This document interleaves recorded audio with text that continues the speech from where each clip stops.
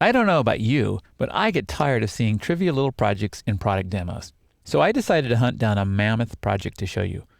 For this demo, I wanted big. Not only did I want big, I also wanted realistic. So I turned to Microsoft Open Source. Did you know that Microsoft maintains an open source website called CodePlex?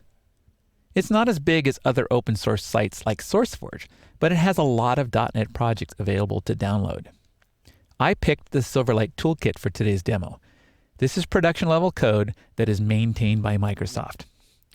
To open a project, in Visual Studio, you go to File, Open, and then choose the Project/Solution menu item. Also, you can use Control-Shift-O.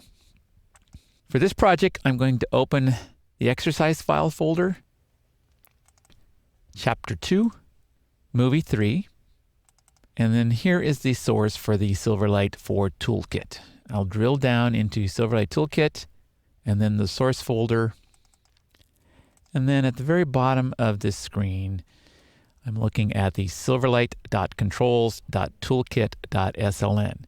You might remember from another movie that SLN is the file that loads the other projects. It just so happens that this project contains 23 projects and nearly 4,000 files.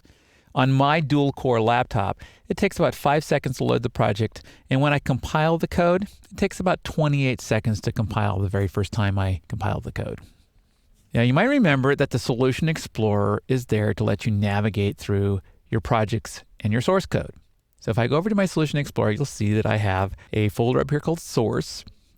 Now, on your machine, you might need to collapse and open certain nodes in Solution Explorer. I've got a source folder, I've got a themes folder, and I've got a testing folder.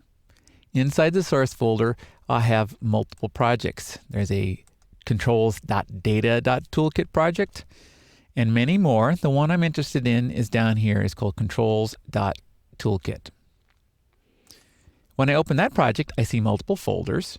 And here you can see, for instance, there is the drag drop folder, the expander folder, and inside the expander folder is the actual code that creates the expander control. It appears that there are 4 files here, 3 C# files and 1 XAML file. Now, if you're not familiar with XAML or XAML, that is the markup language that's used by Windows Phone 7, Silverlight, and by WPF. For today, I want to look at the global calendar. Now, what does this look like when you run it? If I switch over to a browser, I have Internet Explorer open here.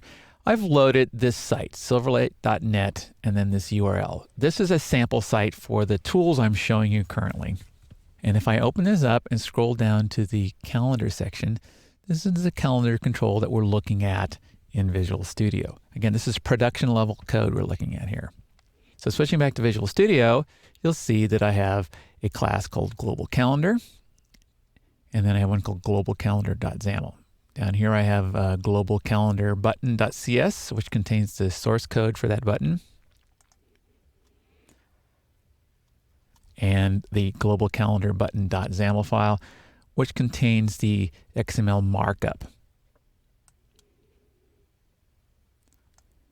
There are a lot of things that you can learn by looking at other people's code, both good and bad.